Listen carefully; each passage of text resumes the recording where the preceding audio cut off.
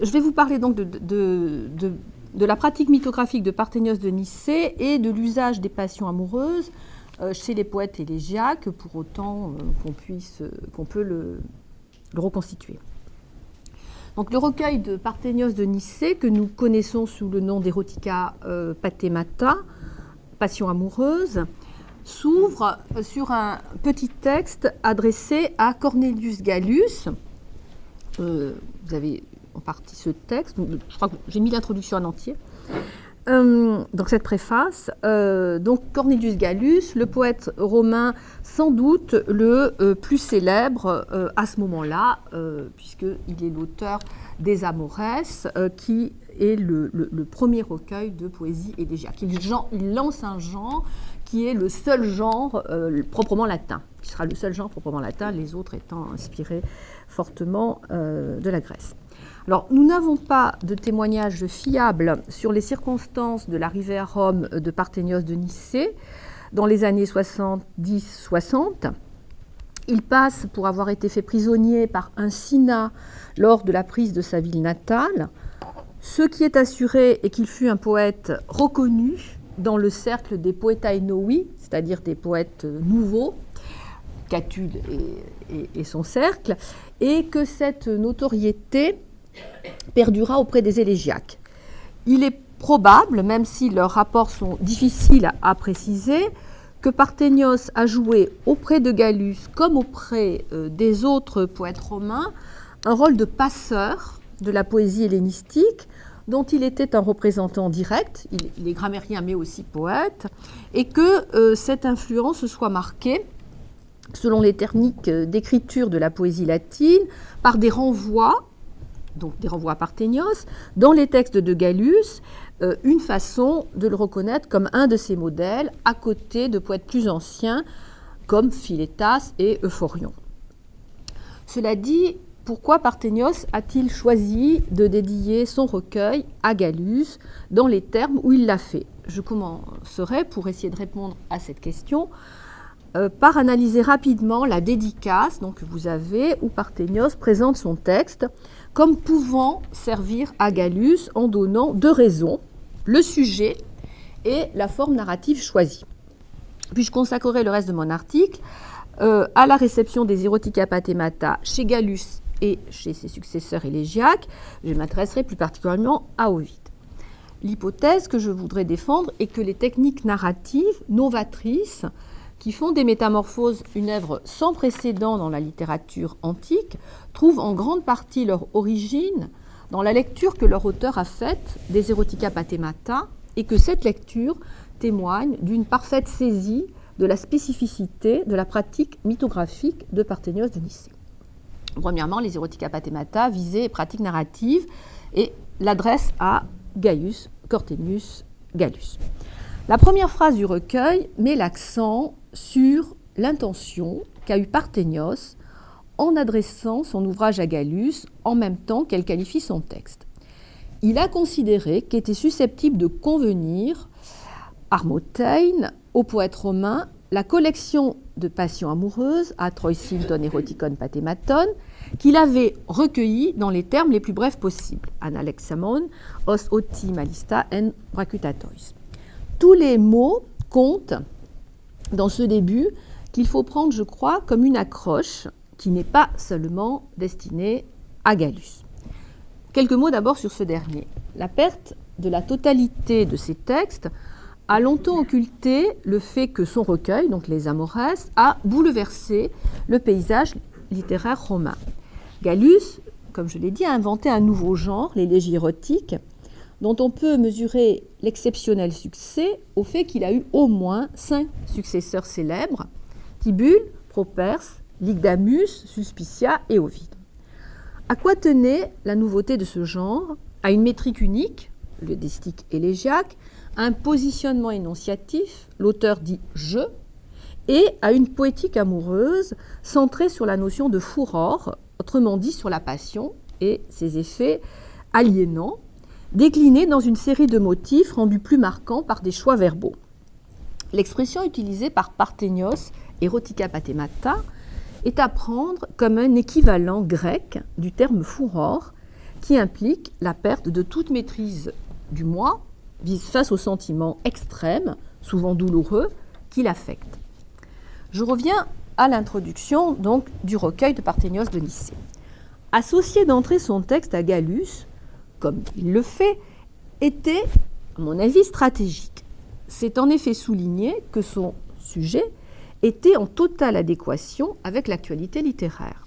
Je voudrais rappeler ici que le destinataire d'un texte est certes désigné comme son premier lecteur, ou le lecteur donné comme préférentiel pour l'auteur, mais que ce n'est pas le seul, ni le plus important, finalement. L'indication d'un destinataire vaut aussi, et même surtout, pour les autres lecteurs, qui ont à prendre la personne nommée, ici Gallus, et les termes dans lesquels l'auteur s'adresse à elle, comme autant d'indices qui sont en réalité à leur usage. Si l'on examine dans cette perspective les quelques lignes adressées à Gallus, on en conclura qu'elles contiennent deux clés de lecture. L'indication que le sujet du recueil est le même que celui de Gallus, les erotica pathemata, et l'information que le texte de Parthénios a une caractéristique qui lui est propre, sa forme narrative. Comme nous allons le voir, bien qu'elle soit présentée dans des termes presque dépréciatifs, sa façon de raconter des erotica pathemata est en fait particulière et novatrice. Poursuivons donc l'analyse du texte introductif. En lisant son recueil, précise Parthénios, Gallus comprendra l'essentiel. Katanoeseis ek tondeta pleista, des histoires évoquées par certains poètes chez qui leur narration n'est pas une fin en soi, mais autotélos les legmena. La notation est importante. Elle met en évidence ce qu'apportent de nouveau les récits de Parthénios. Il pallie l'absence, dans les textes poétiques, de certains éléments narratifs nécessaires à la compréhension des histoires, les poètes jouant, en particulier à partir de l'époque alexandrine, sur une culture partagée avec leurs lecteurs, culture vaste et savante, permettant des jeux d'allusions complexes. Comme il est peu crédible que Parthénios ait écrit son texte donc uniquement à l'usage de Gallus, sous prétexte qu'il portait sur le sujet central de sa poétique, les erotica pathemata, il faut retenir ici l'affirmation de la particularité narrative qui distingue ces textes en prose de ceux des poètes ayant évoqué les mêmes passions amoureuses dans des contextes non précisés. Parthénios dit qu'il a raconté ces histoires pour elles-mêmes. Revenons ensuite sur l'expression armotein. Il précise à Gallus qu'il lui sera possible d'introduire dans ses poèmes épée et elegeiai. Bon, je laisse de côté la question de savoir s'il y avait des épées et des egeiai et à quoi ça correspondait. Donc, qu'il lui sera possible d'introduire dans ses poèmes les erotica pathemata qui lui conviendront le plus, armodia. Après avoir souligné que ces erotica pathemata manquent du péritone recherché par Gallus, Parthénios donne en quelque sorte la raison de ce manque. Il les a rassemblés à la façon d'aide-mémoire, hypnomématon, tropon, et que c'est cet usage crécine qu'elles auront aussi, croit-il, pour Gallus. Le terme hypomemna a le sens technique de note écrite permettant la conservation du souvenir pour divers usages. Ici, leur contenu consiste apparemment, jugé par le recueil de Parthénios, dans les éléments essentiels auxquels on doit réduire un récit pour pouvoir le garder en mémoire. L'usage que Gallus pourrait faire de ces notices n'est pas précisé par Parthénios, mais il est probable que l'intéressé, ce contemporain, comprenait immédiatement à quoi Parthénios faisait allusion. Gallus ayant recouru sans doute largement, et en tout cas on le sait significativement dans ses poèmes, aux exemples mythologiques. Donc ce n'est pas grand-chose de Gallus, mais on sait qu'il y avait l'usage des exemples, dont quelques-uns qu'on a répertoriés. La modestie inhérente au style de l'adresse ne doit pas égarer le lecteur moderne. Il ressort de ce qui sous la couleur d'une dédicace et une préface programmatique, que Parthénios présente ici à Gallus, ainsi qu'à tous les autres poètes et lecteurs romains, un texte dont il souligne la nouveauté radicale. Il y a en effet traité le sujet le plus célèbre alors en littérature, les Erotica Pathemata, dans un genre inédit, dont je n'analyserai pour ma part que la pratique narrative du mythe, mais qui doit être pris comme un essai de prose poétique, le recueil proposé étant, comme l'a montré Dominique Biraud, structuré rythmiquement et thématiquement d'une façon extrêmement complexe. Donc je renvoie à des études qui ont été faites dans le recueil édité par Arnaud Zucker en 2008, dont une étude de Biraud qui, au terme d'une démonstration extrêmement serrée, conclut, je cite, à l'élaboration d'une prose poétique structurée non seulement par des isosyllabies, mais aussi par des isotonies et des clausules accentuelles. Donc, en résumé, je crois que mutatis mutandis, Parthénios présente son recueil comme l'équivalent des Amoresses, en fait, un autre genre littéraire possible pour la thématique qui était depuis longtemps au centre des préoccupations aussi bien des poètes hellénistiques grecs, dont Parthénios est un représentant, que de leurs émules romains, les Erotica Pathemata, dont Gallus venait de renouveler spectaculairement l'expression. La pratique narrative maintenant de Parthénios.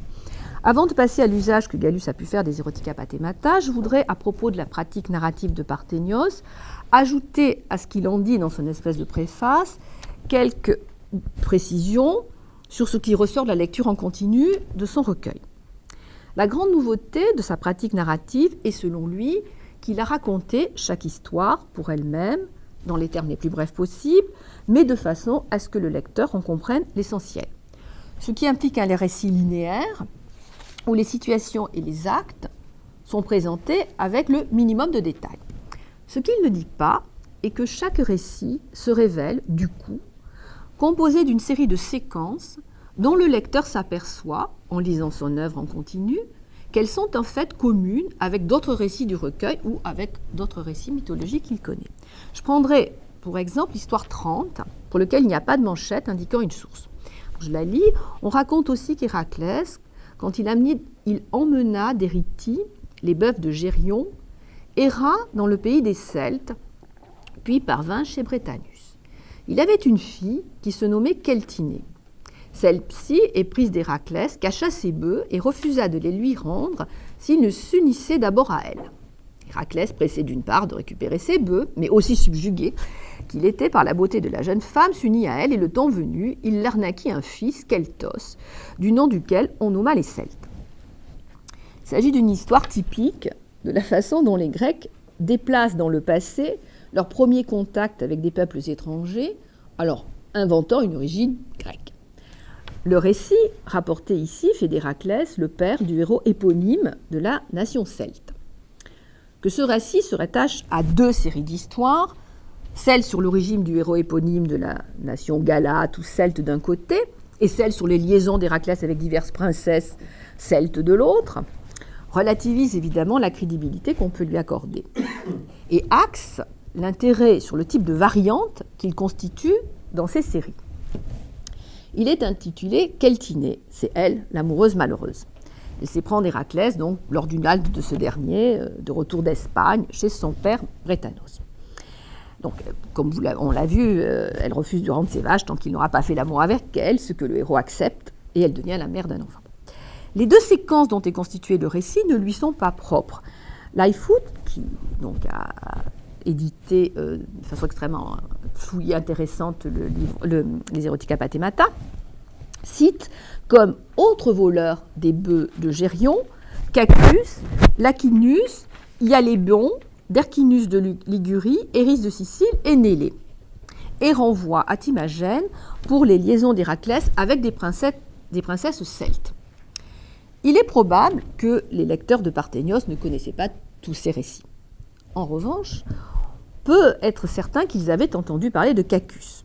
Il est moins sûr qu'ils aient été au courant de la version locale, c'est-à-dire dans le Latium, des exploits amoureux d'Hercule, mais c'est plausible, et Ovide en tout cas la connaît, car elle avait dû être répandue par l'illustre gens romaine qui en était la bénéficiaire. Donc voici de quoi il s'agit.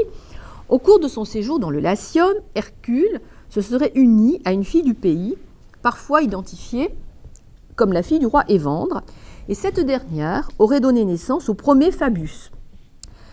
Donc, je rappelle qu'un des premiers analystes romains, Fabius Pictor, appartient à cette gens et que son origine familiale aurait joué, dit-on, dans la transmission du passé romain, particulièrement dans la transmission de cette histoire-là. Donc on a, pour le Latium, une histoire donc de héros éponymes nés de la liaison d'Héraclès avec une fille du coin.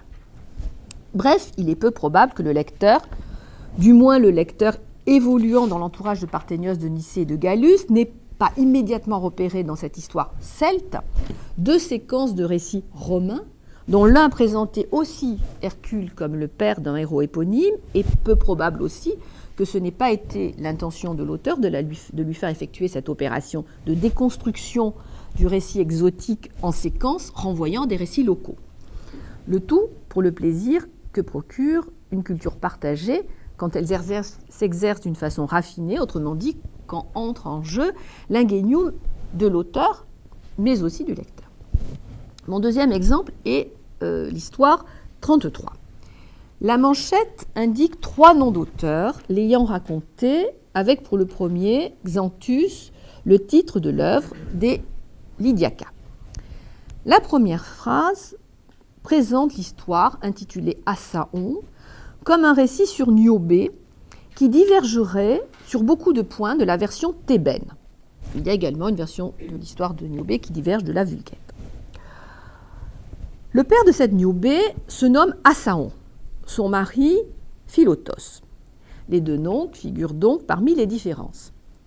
On est dans le même cas de figure que dans l'histoire 30, sauf qu'ici, Parthénios signale lui-même le récit comme une autre version d'une histoire grecque célèbre, ce qui revient à inciter plus nettement le lecteur à faire le départ entre ressemblance et différence.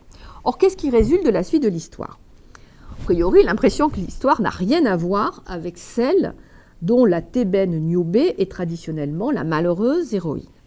Le récit est composé de 5 séquences, comme l'effet de la querelle arrivait avec Léto. 1. Son mari, Philotos, perd la vie à la chasse. 2. Asaon, qui désirait sa fille, veut l'épouser. 3. Sur son refus, il invite les enfants de Niobé à un banquet durant lequel il les fait brûler. 4.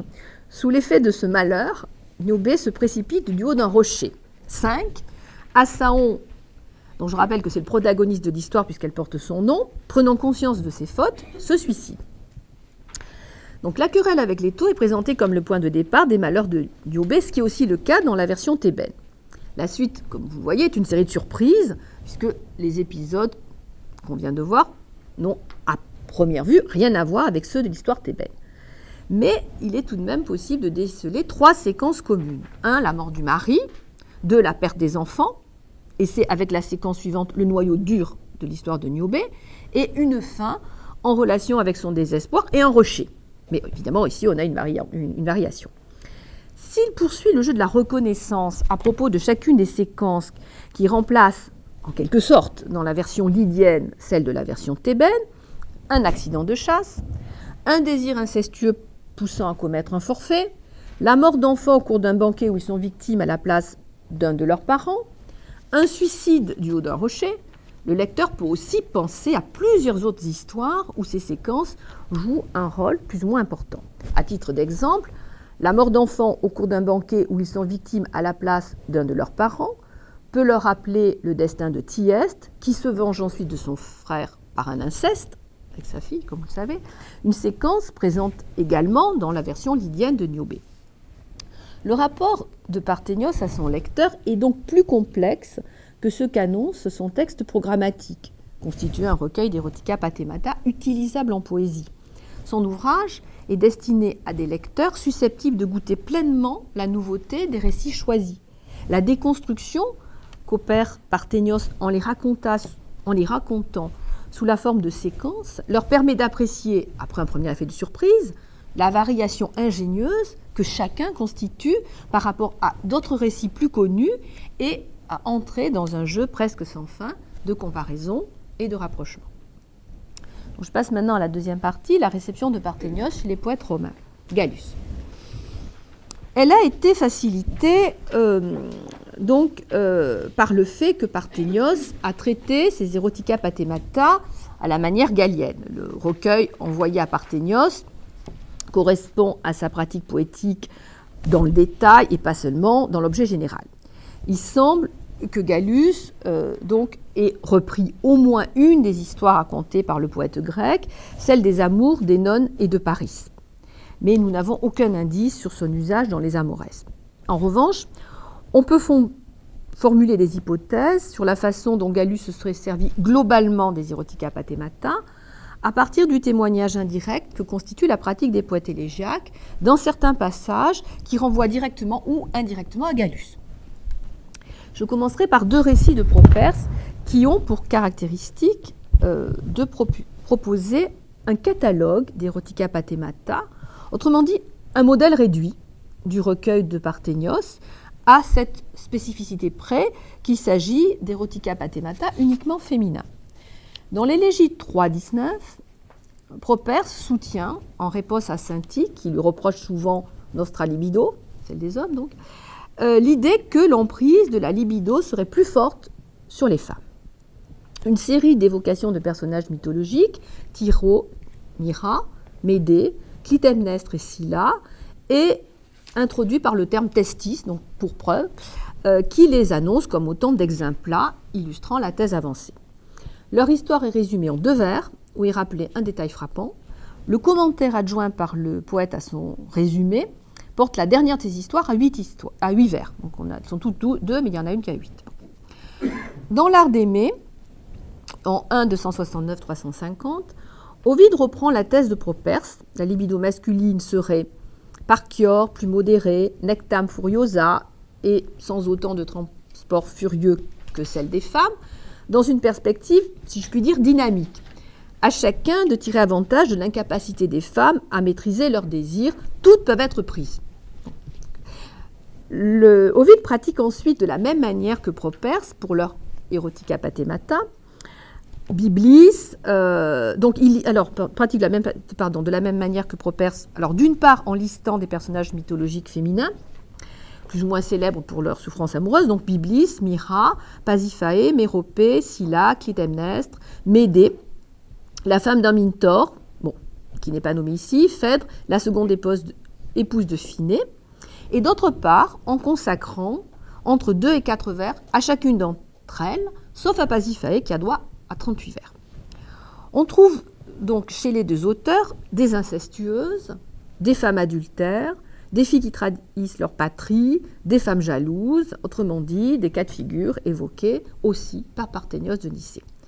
S'il est probable que le texte d'Ovide est une variation sur celui de Properce, l'identité de construction entre les 2 passages, et en particulier le choix de développer davantage l'un des cas de figure, laisse supposer l'existence d'un texte modèle sur ce plan, au moins ce qui oriente vers le seul poète élégiaque qui puisse un dénominateur commun, Gallus. Il y a également un autre texte qu'on peut utiliser pour ça, c'est la Bucolique 6 de Virgile, où il y a une série d'érotica, alors pas pathemata, pas simplement féminin, où il y en a un beaucoup plus développé et qui est adressé à Gallus. Donc si cette hypothèse est fondée, on peut déduire que Gallus avait une double pratique de l'exemplum, une courte, 2 à 4 vers, et une plus développée. Cette deuxième hypothèse peut être corroborée par le fait que Tibulle, qui généralement ne recourt pas à l'exemplum mythologique, en développe toutefois un, mais assez longuement, 24 vers, dans son élégie de Troie. Il décrit les Erotica Pathemata éprouvés par Apollon quand il était épris d'Admète, en les traitant à la manière gallienne, c'est-à-dire en recourant à des motifs comme l'absence de remède à l'amour, le servitium amoris, le chant comme l'expression des souffrances amoureuses, les signes de furor que sont les oublis des soins du corps et de soi. On peut aussi supposer, à partir d'un autre texte, que Gallus développait dans un ou probablement plusieurs textes des exemples mythologiques d'Erotica Pathemata. Il s'agit de l'élégie 1.20 adressée à Gallus, qui, argument supplémentaire, comporte un certain nombre de renvois textuels à Parthénios de Nicée, comme l'a montré Kearns dans son Propertius. Donc Properce évoque, à l'appui du conseil qu'il donne à Gallus, Ne pas confier imprudemment son aimé aux nymphes, en 34 vers, l'enlèvement d'Hylas par des naïades et le désespoir de son amant Hercule. Je passe maintenant à Ovide. À l'inverse de Gallus, on n'est plus avec Ovide dans le royaume des hypothèses. Nous avons 3 signes relativement sûrs de son intérêt pour le recueil de Parthénios. Le premier est la façon dont il reprend la 4e histoire racontée par le poète grec intitulée Énone. Son héroïde 5 est une espèce d'exécution du texte d'envoi des Erotica Pathemata. Il s'agit d'un traitement à la manière gallienne du récit de Parthénios. Alors, je le laisse de côté pour le moment, si j'ai le temps, je reviendrai, parce que j'avais travaillé sur ce texte dans un autre article. Donc, je prends le deuxième indice. Parthénios est la seule source connue pour une histoire qui joue un rôle fondamental dans les métamorphoses, celle de Daphné. Elle est racontée, donc, je vous l'ai mise, c'est l'histoire 15, en 3 épisodes, dans la 15e notice des Erotica Pathemata.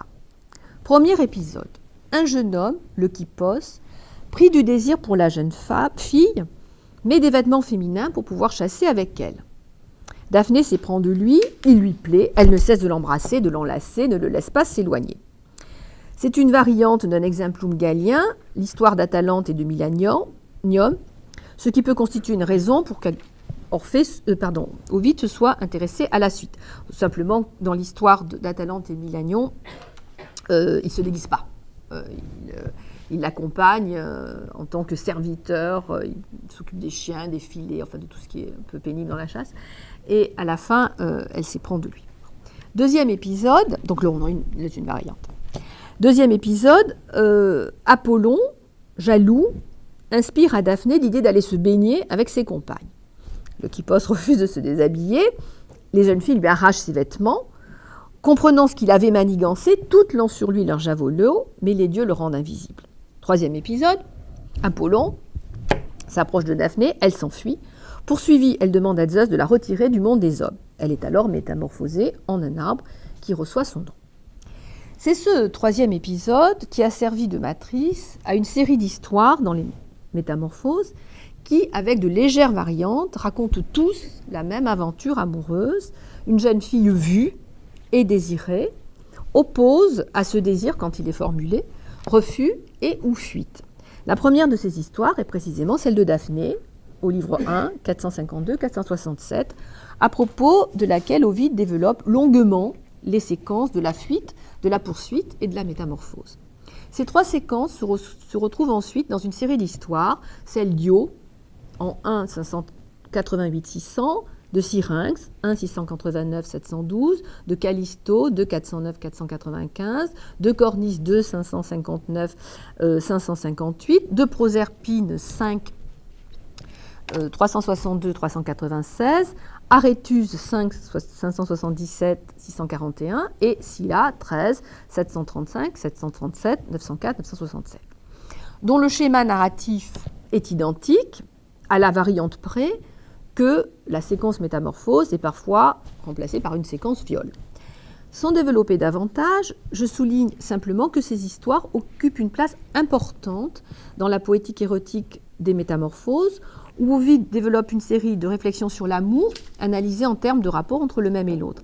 Si Ovide a privilégié le 3e épisode du récit numéro 15 de Parthénios, il n'a pas non plus négligé le second.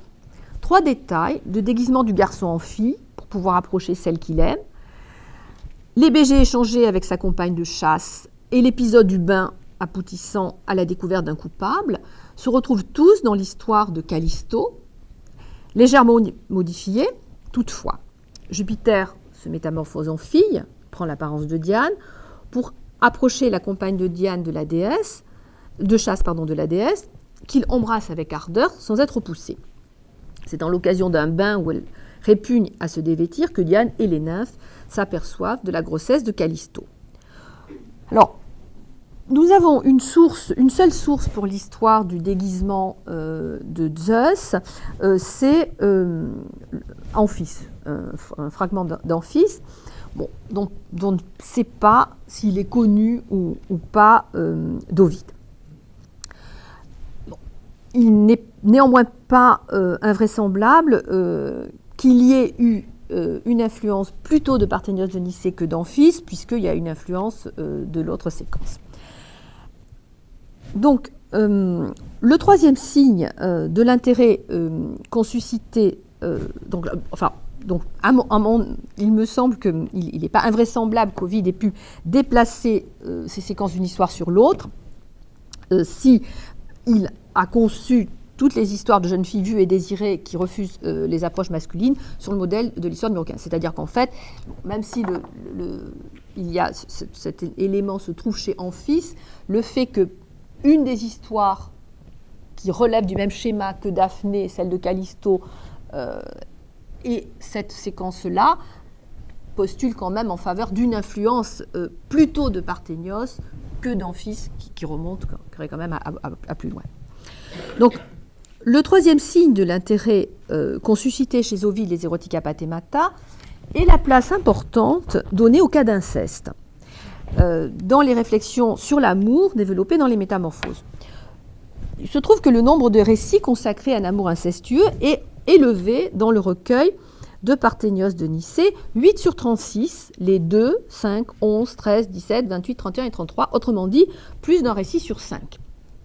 Le premier texte qu'Ovide a consacré à un amour incestueux est l'Héroïde 11, une lettre écrite par une fille d'Éole, Canacée, à son frère Macaré. Le premier récit des Erotica Pathemata, où il est question d'un amour incestueux, a pour cadre aussi la famille d'Éole, qui maria ses filles à ses fils. L'inceste n'est pas, chez Parthénios, un amour interdit en soi. Le mariage, avec un de ses frères, sauve de la colère paternelle une fille d'Éole séduite et abandonnée par Ulysse. Pour ce qui est d'Ovide, le drame provient non pas simplement du fait que Canacée est destinée à un autre frère que celui dont elle s'est éprise. Donc ce n'est pas une question d'inceste. Chez lui non plus. C'est à propos des deux cas d'inceste des Métamorphoses que je voudrais maintenant analyser l'usage qu'Ovide a fait de la pratique mythographique de Parthénios de Nicée. Je commencerai par quelques remarques sur le traitement de ce type d'amour dans les Erotica Pathemata en relation avec la technique narrative revendiquée par Parthénios dans le texte d'ouverture. Le choix de raconter chaque histoire dans les termes les plus brefs possibles donne généralement pour résultat une restriction à l'extrême de tous les mots qui pourraient s'ajouter au simple énoncé des faits, c'est-à-dire les adjectifs, les adverbes, les compléments de manière, les commentaires d'auteur. Autrement dit, de tous les éléments porteurs d'un jugement de valeur.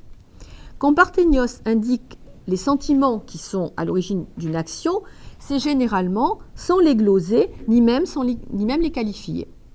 Dans les histoires d'inceste, seul le vocabulaire choisi pour qualifier ce type de désir, chez Parthénios, donc, laisse supposer une condamnation.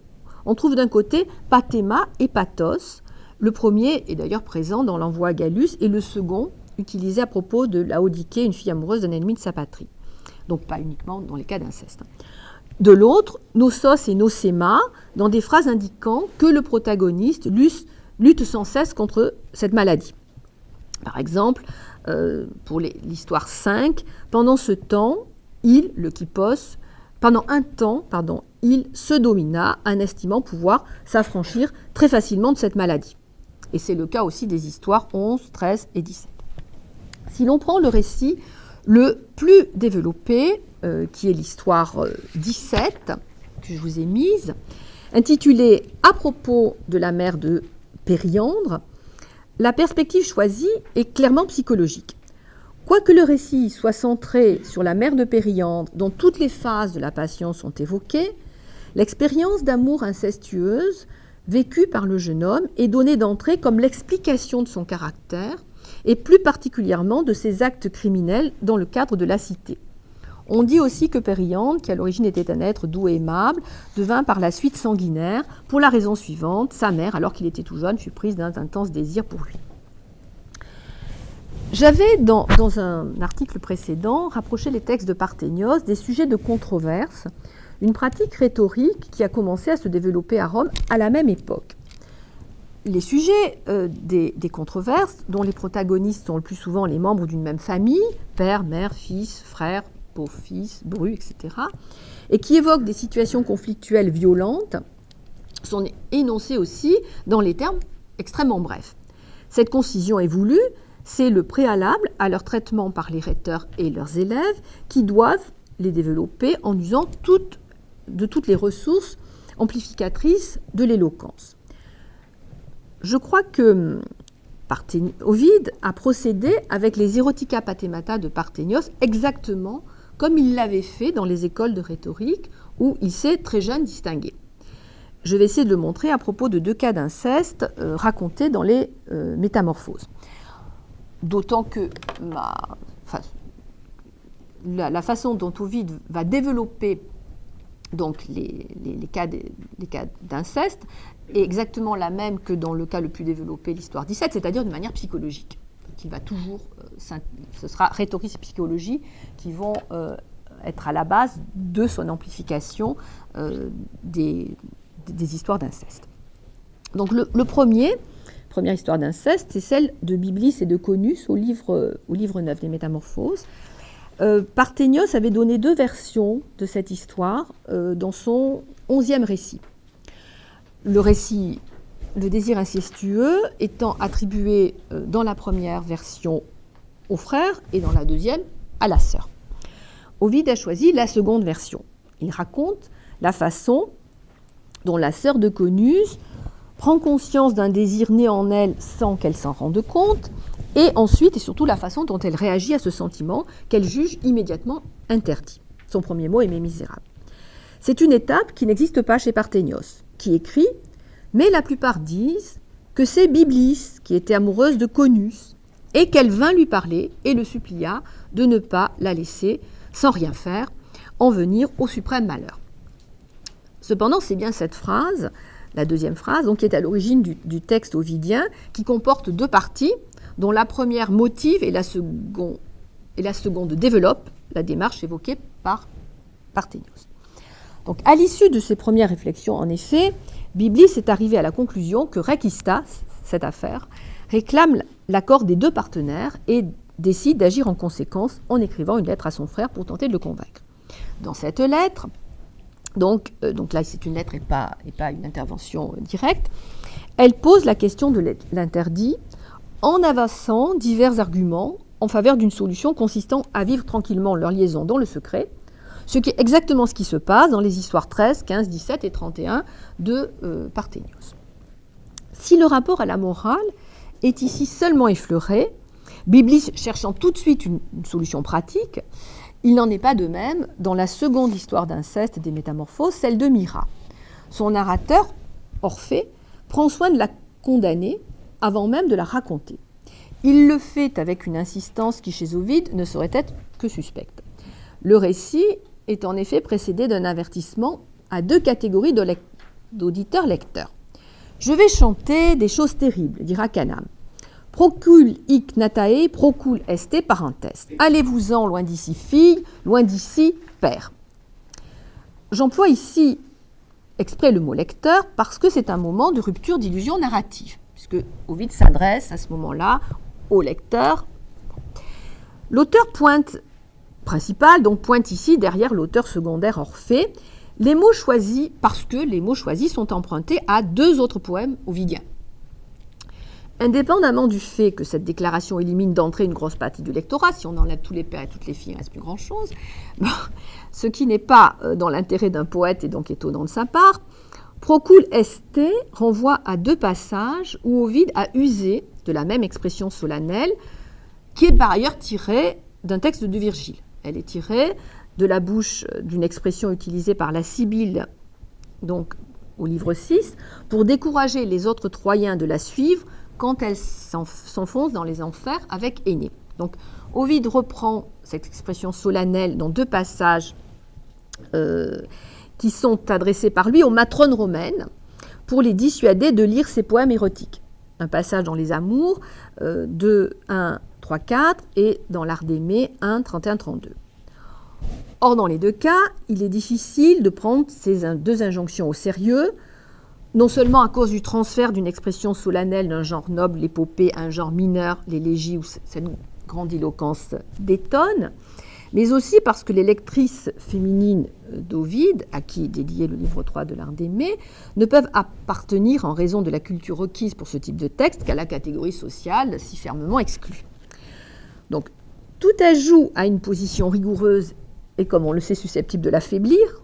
Demander, comme le fait ensuite Orphée, après les avoir exclus, donc aux filles et aux pères, qui passeraient outre, donc qui diraient quand même, si son chant les séduit, de ne pas croire à ce récit, ou, nouvelle concession, si c'est le cas, de croire aussi au châtiment, suppose que la première injonction aura été inefficace, ce qui soulève évidemment un doute sur l'effet des deux suivants. L'allusion au châtiment rappelle implicitement au lecteur que l'histoire de Myrrha relève donc de la seconde partie du programme énoncé par Orphée au début de son chant. Il a dit qu'il allait chanter donc les jeunes hommes, les puéris aimés des dieux, et le fait que des jeunes filles, frappées par des feux interdits, aient mérité d'être punies pour l'élan de leur désir. Sauf que la fonction de la punition n'y est pas la même. Dans le premier cas, une faute reconnue justifie le châtiment, et ici, c'est le châtiment qui est présenté comme la preuve de la réalité de la faute. Donc si vous lisez l'histoire, croyez au moins que le châtiment est vrai. Or, la réalité de la faute est précisément la question qui est ensuite débattue. Non pas parce qu'il y aurait un doute sur l'accomplissement de l'inceste, Myrrha est amoureuse de son père et souhaite s'unir à lui, mais parce que la question est de savoir s'il y a faute ou pas quand il y a inceste, enfin quand il y a désir incestueux. L'influence des pratiques développées dans des écoles de rhétorique est ici sensible. Les Suazoirs avaient une visée délibératrice, les controverses consistaient à attaquer et à défendre un personnage accusé dans un procès imaginaire.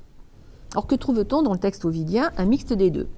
Un débat que Myrrha mène avec elle-même, est-elle ou non criminelle en aimant son père, et ce pour décider de la conduite à tenir.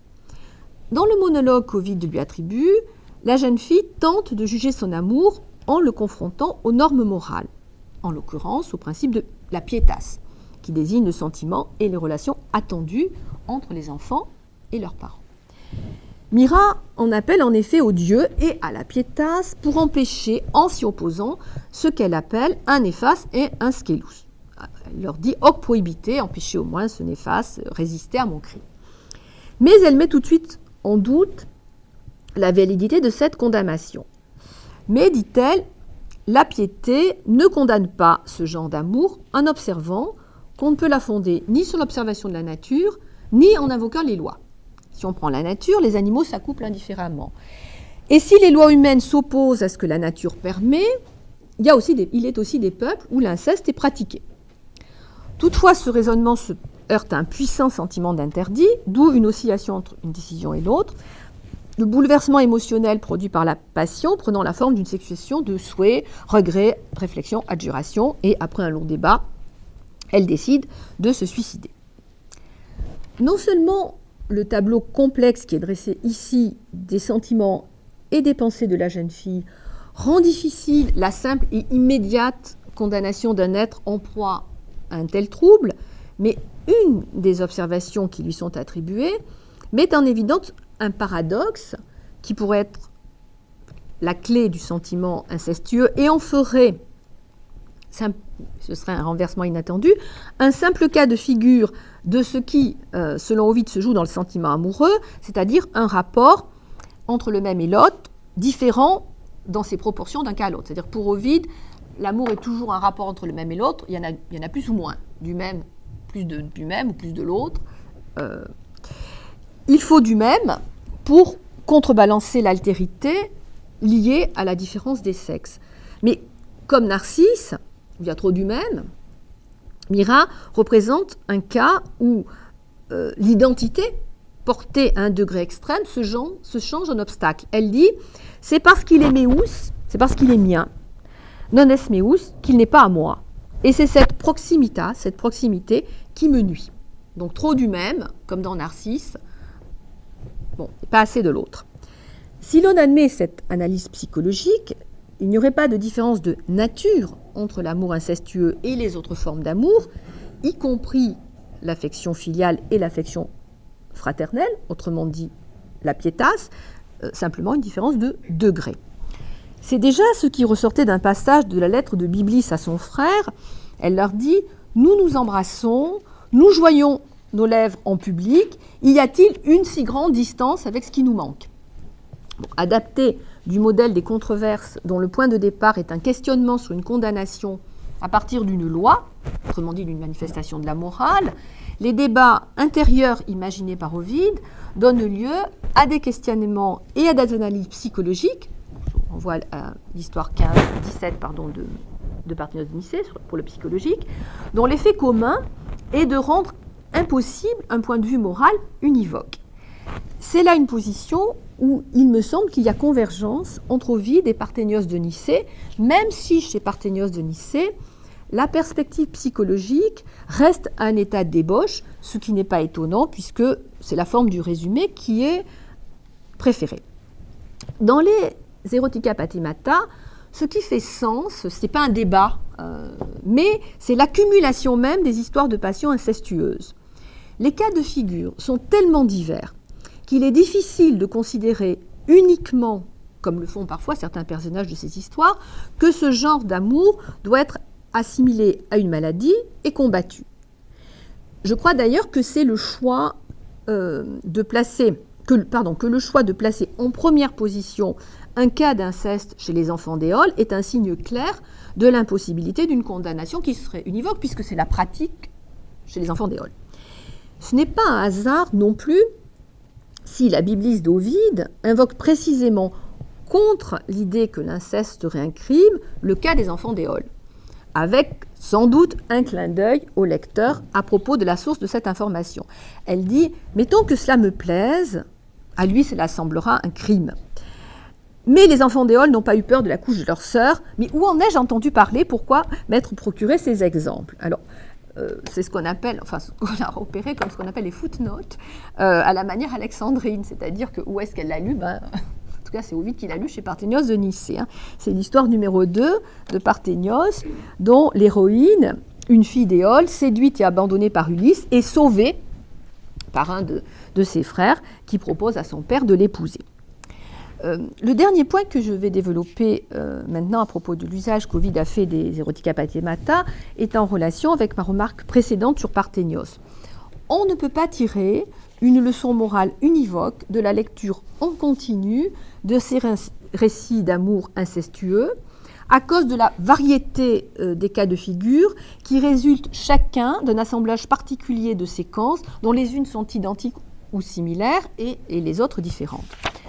Mon hypothèse est que la révolution narrative que constituent les métamorphoses s'explique par la mise en œuvre de la pratique mythographique de Parthénios à l'échelle d'une réécriture générale des mythes grecs et latins, et ce, dans une perspective qui a été nettement plus morale que ce n'était le cas dans les Erotica Pathemata.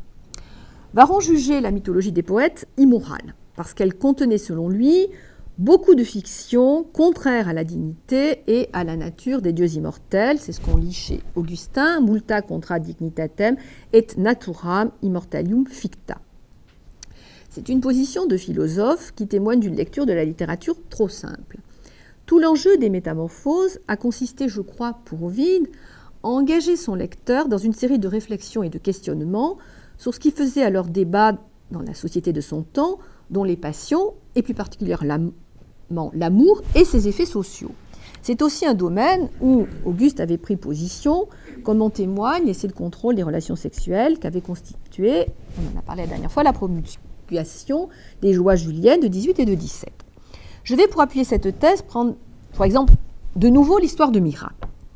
Ovide l'a insérée dans un ensemble d'Erotica Pathemata dont elle constitue sans doute le cas le plus remarquable. Le chant qu'il attribue au livre 10 à un poète en proie aux souffrances amoureuses, Orphée, inconsolable, après la seconde mort de son épouse Eurydice, est en effet un petit cycle sur les souffrances amoureuses, introduit par 2 vers. Il est maintenant besoin d'une lyre plus légère pour chanter les jeunes garçons chéris des dieux, et donc le fait, comme je l'avais dit tout à l'heure, que des jeunes filles frappées par des feux interdits aient mérité d'être punies pour leurs désirs. On a là un programme articulé sur une opposition des sexes qui peut surprendre par sa composante déséquilibrée. mais qui correspond à un point de vue conforme à la morale traditionnelle, si l'on précise qu'il s'agit d'un point de vue grec pour ce qui est des amours des poéries, donc pas condamnable. Ce programme est illustré, pour sa première partie, par les histoires de Ganymède et d'Hyacinthe, et pour la seconde, principalement par celle de Myrrha.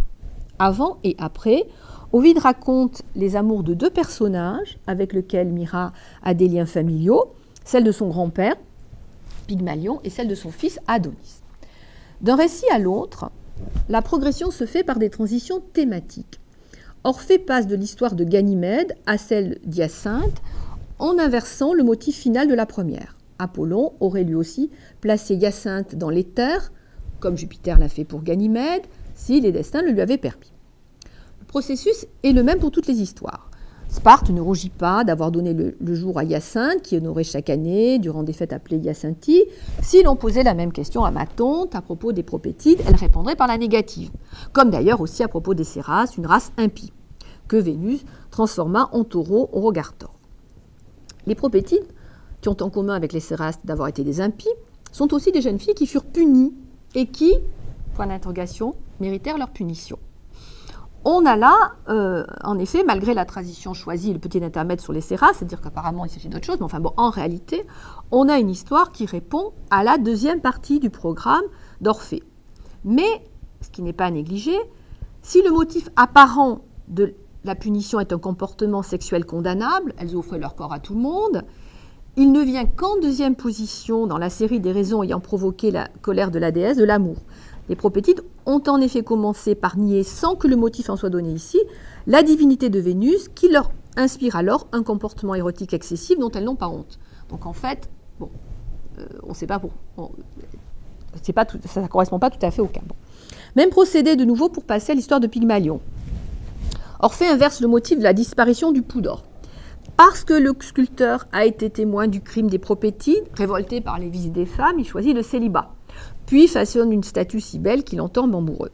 C'est ensuite généalogiquement que sont justifiés le passage à l'histoire de Myrrha, qui relève de la deuxième partie du programme, puis à celle d'Adonis, qui relève de la première partie du programme, puisque c'est un jeune homme aimé par les dieux, enfin que c'est une déesse, et qui inclut une histoire secondaire, celle d'Atalante, qui correspond à la seconde partie, puisque j'ai une fille qui va être punie pour sa passion, etc.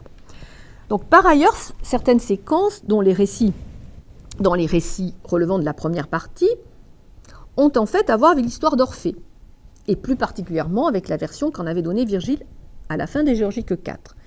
À la fin des Géorgiques IV, un texte conçu comme une critique de la poétique gallienne du Furor, l'histoire d'Orphée sert d'exemplum à l'idée que l'amour est à l'origine de comportements marqués par l'excès et l'incapacité de se maîtriser, qu'il s'agisse de manifestations de désespoir à la mort de l'aimé ou du respect dû aux arrêts des dieux, puisqu'il se retourne malgré l'interdiction.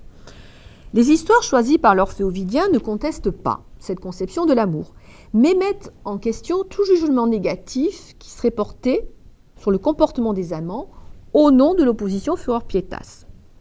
Le furor étant, comme c'est le cas chez Virgile, à condamner parce qu'il conduit à manquer de pietas.